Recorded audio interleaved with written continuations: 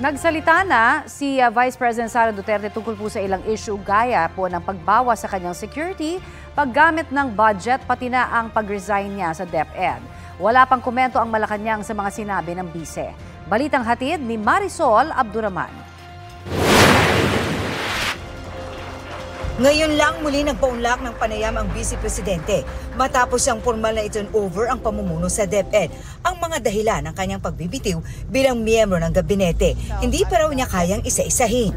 Mahaba talaga yung listahan ng mga rason at iba-iba siya kategorya. Merong personal, yung sa aming dalawa lang, merong DepEd, merong budget, at merong sa bayan din. So medyo mahaba yung listahan and sa pangayon hindi pa kasi ako handa na umupo para isa-isahin yun. Pero sasabihin ko sa inyo kapag ready na. Someday hindi ko lang alam kung kailan yung araw at oras na yon. Pero binahagi niya ang isa sa mga dahilan na ito na may kaugnayan sa budget ng gobyerno. Pero kung basahin mo lang yung GAA at i-trace mo kung saan pumupunta yung pera, makikita mo na hindi maayos yung pag-handle ng pera, ng budget ng gobyerno. Sinubukan kong itama yung nakita kong mali.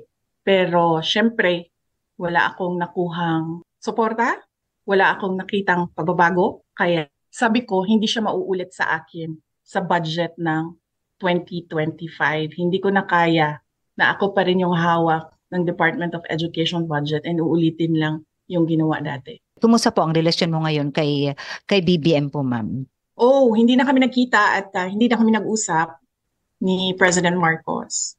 So wala akong description sa relationship namin ngayon ni President Marcos. Hindi na kami nagkakausap. Ngayong wala na siya sa poder ng administrasyon, tila mas malaya nang nagsasalita ang Vice Presidente.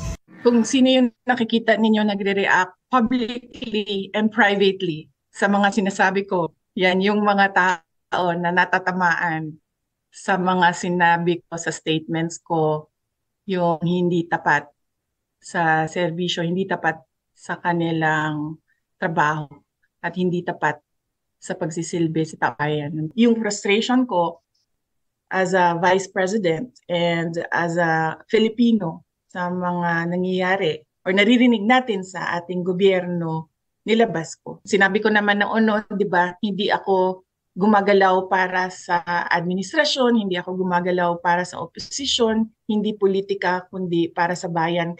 Ikinagulat naman daw ni VP Sara ang survey ng Octa Research kung saan bumaba ang bilang ng mga Pilipinong nagsasabing pro-Duterte sila. Nakakagulat lang kasi ngayon lang ako nakakita ng survey na ang tanong ay pro-Marcos ka ba or pro-Duterte ka ba? Talagang gagastos ka ng pera para tanungin ng mga tao kung pro-Marcos ka or pro-Duterte ka.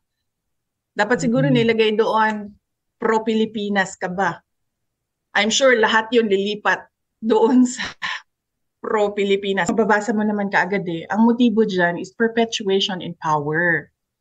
So lahat ng threat sa power mo, sisirain mo talaga.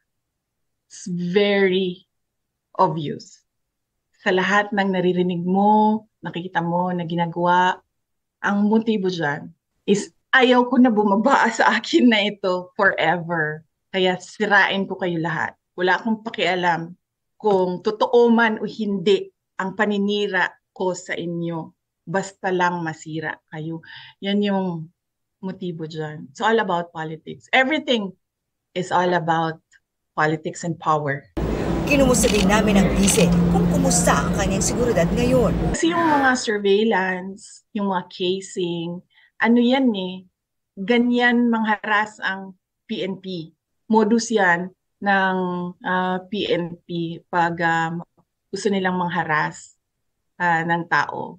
So, depende na yan sa iyo kung papansinin mo, maiirita ka, or kung anong gagawin mo. So, ngayon, ang ginagawa namin, nire-record lang namin lahat ng ginagawa nila. Kinukuha namin yung facts, tapos nilalagay namin sa isang file.